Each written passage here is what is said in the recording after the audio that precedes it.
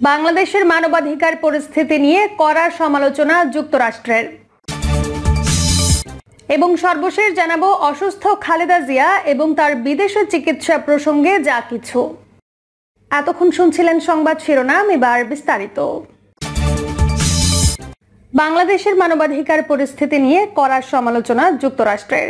বাংলাদেশের মানবাধিকার পরিস্থিতি নিয়ে কড়া সমালোচনা করেছে যুক্তরাষ্ট্র। তারা বলেছে, বাংলাদেশের স্বাধীন আন্দোলনে বাধা দেয়া হয়, আছে অবাধ ও সুষ্ঠু নির্বাচনের মাধ্যমে শান্তিপূর্ণভাবে তাদের সরকার পরিবর্তনে নাগরিকের অক্ষমতা।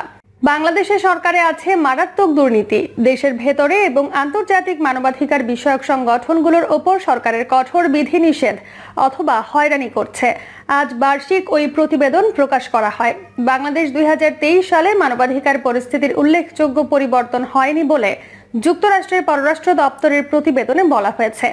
এতে বলা হয়, বাংলাদেশে বিচার বহির্ভূত হত্যাকাণ্ড সহ বিধি বহির্ভূত হত্যা, গুম, নির্যাতন, স্বেচ্ছাচারমূলক আটক, গ্রেফতার, বিচার বিভাগের স্বাধীনতায় গুরুতর সমস্যা, রাজনৈতিক বন্দী, মত প্রকাশ ও সংবাদ মাধ্যমের স্বাধীনতায় বাধা, শান্তিপূর্ণ সভা সমাবেশে হস্তক্ষেপ, রাজনৈতিক কর্মসূচিতে অযৌক্তিক বিধিনিষেধ এবং সুষ্ঠু ও অবাধ নির্বাচনের মাধ্যমে জনগণের সরকার পরিবর্তনের সুযোগ না থাকা সহ নানা ধরনের মানবাধিকার লঙ্ঘনের গ্রহণযোগ্য খবর রয়েছে। মার্কিন পররাষ্ট্র দপ্তর বলেছে, মানবাধিকার লঙ্ঘনের ঘটনায় ব্যাপকভাবে দায় মুক্তি দেওয়ারও অনেক খবর রয়েছে। বেশিরভাগ ক্ষেত্রে মানবাধিকার লঙ্ঘনের ঘটনায় জড়িত থাকতে পারেন এমন কর্মকর্তা বা নিরাপত্তা বাহিনীর সদস্যদের শনাক্ত বা শাস্তি দিতে সরকার গ্রহণযোগ্য পদক্ষেপ নেয়নি। প্রতিবেদনে বলা হয়েছে, সরকার বা সরকারি সংস্থা বিচার বহির্ভূত হত্যাকাণ্ড সহ বিধি বহির্ভূত হত্যাকাণ্ড ঘটিয়েছে বলে খবর রয়েছে।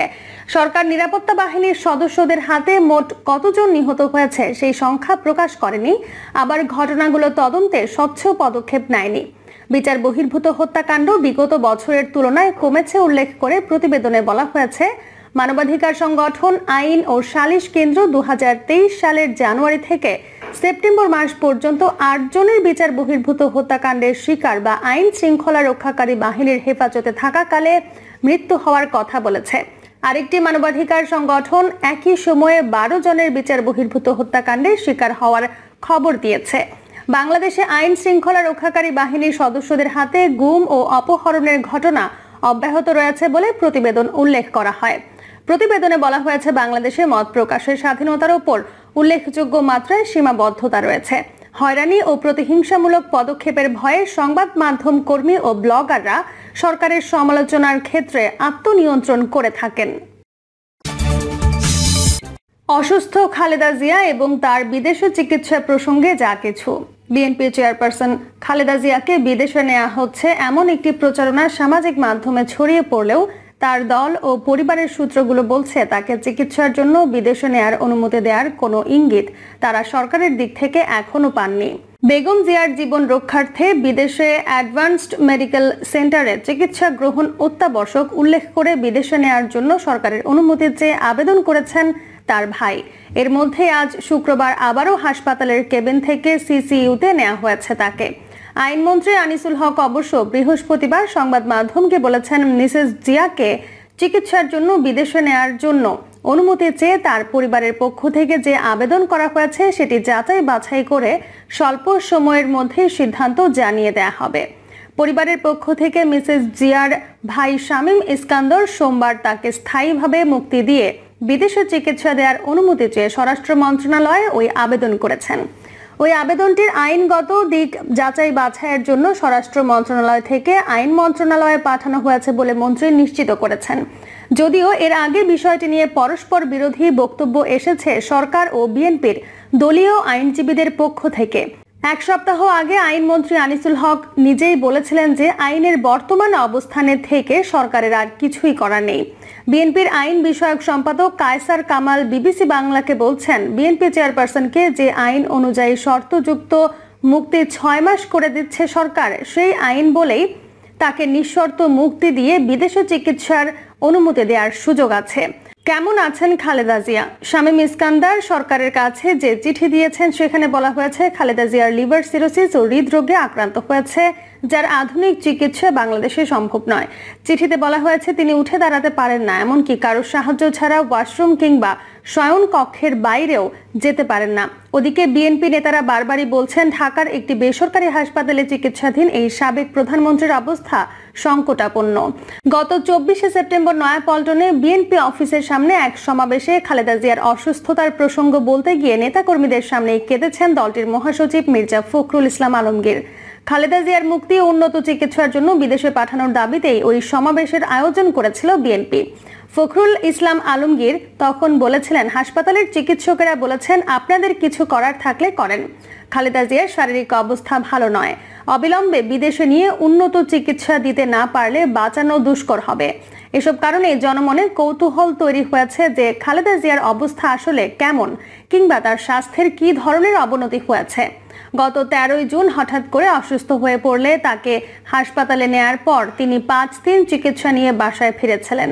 এরপর কয়েকবার অসুস্থতা বোধ করলে বাসাতেই তার চিকিৎসা দিয়েছেন তার চিকিৎসার জন্য গঠিত মেডিকেল বোর্ড। অসুস্থতা বেড়ে গেলে গত 9ই আগস্ট রাতে মিসেস জিয়াকে যখন হাসপাতালে নেওয়া হয় তখন বলা হয়েছিল তিনি শারীরিক জটিলতায় ভুগছেন। এরপর থেকে তিনি হাসপাতালেই আছেন এবং 2 দফা তাকে সিসিইউতে নিতে হয়েছে। এর মধ্যে গত 18ই সেপ্টেম্বর দেশি বিদেশি চিকিৎসকদের সমন্বয়ে গঠিত মেডিকেল বোর্ডের বৈঠকের পর লিভার সিরোসিসে আক্রান্ত খালেদা জিয়ার পরিপাকতন্ত্রে রক্তক্ষরণ ও কিডনি জটিলতার বিষয়টি জানান বিএনপি নেতারা। বিএনপি সূত্রগুলো বলছে, ঢাকার তার মেডিকেল বোর্ডের সাথে বিদেশি কয়েকজন বিশেষজ্ঞ ছাড়াও সম্পৃক্ত হয়েছেন দলটির ভারপ্রাপ্ত চেয়ারপারসন তারেক রহমানের স্ত্রী ডক্টর জোবাইদা রহমান। বিদেশে নেওয়ার অনুমতি প্রসঙ্গে সোমবার শামীম ইস্কান্দার নতুন করে আবেদনের পরেই আইনমন্ত্রী যাচাই বাছাই করে স্বল্প সময়ে সিদ্ধান্ত নেয়ার কথা বলার পর গুঞ্জন ছড়িয়ে পড়ে যে সরকার খালেদা জিয়াকে চিকিৎসার জন্য বিদেশে নেয়ার অনুমতি দিতে যাচ্ছে। যদিও সরকারি দল আওয়ামী লীগ ও আইন মন্ত্রণালয়ের বিভিন্ন সূত্র দাবি করছে এ বিষয়ে কোনো সিদ্ধান্ত হলে সেটি হতে পারে যুক্তরাষ্ট্র থেকে প্রধানমন্ত্রী শেখ হাসিনার দেশে ফিরে আসার পর। সফরসূচি অনুযায়ী আগামী 4 অক্টোবর তার ঢাকায় ফিরে আসার কথা রয়েছে। তবে মিসেস জিয়ার শারীরিক পরিস্থিতি কেমন থাকে সেটির ওপরও সিদ্ধান্ত নির্ভর করছে।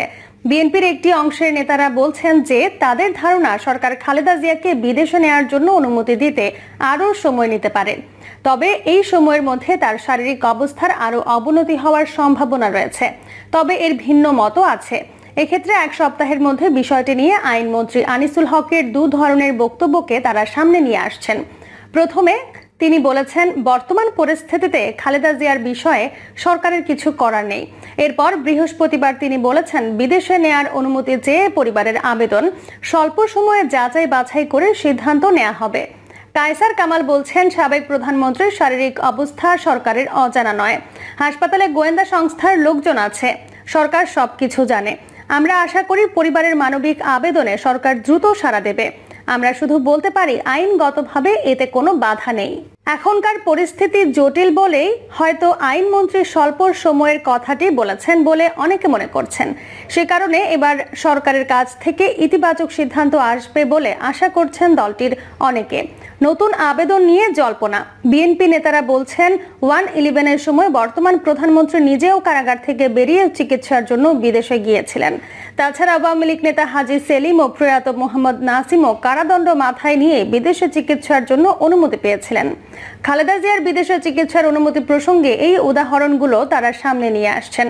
গত 5ই সেপ্টেম্বর শামীম ইস্কান্দার স্বরাষ্ট্র মন্ত্রণালয়ে খালেদা জিয়ার দণ্ডাদেশ স্থায়ীভাবে স্থগিতের জন্য যে আবেদন করেছেন সেখানে উল্লেখ করেছেন যে বেগম জিয়ার জীবন রক্ষার্থে ও শারীরিক সক্ষমতা ফিরিয়ে আনার জন্য জরুরিভাবে উন্নত মানের ফিজিওথেরাপি সহ বিশেষজ্ঞ চিকিৎসকদের তত্ত্বাবধানে দেশের বাইরে অ্যাডভান্সড মেডিকেল সেন্টারে চিকিৎসা গ্রহণ অত্যাবশ্যক। ওই সূত্রটি দাবি করেছে যে এরপর সরকারের দিক থেকে শুধুমাত্র মেডিকেল ইস্যু তুলে ধরে বিদেশে চিকিৎসার সুযোগ দেওয়ার আবেদন করার পরামর্শ দেওয়া হয়েছে বলে মিস্টার ইস্কান্দার নতুন করে আবার গত সোমবার বিদেশে চিকিৎসার অনুমতি চেয়ে আবেদন করেছেন। যদিও আনুষ্ঠানিকভাবে এসব বিষয়ে কেউ কোনো মন্তব্য করতে রাজি হননি।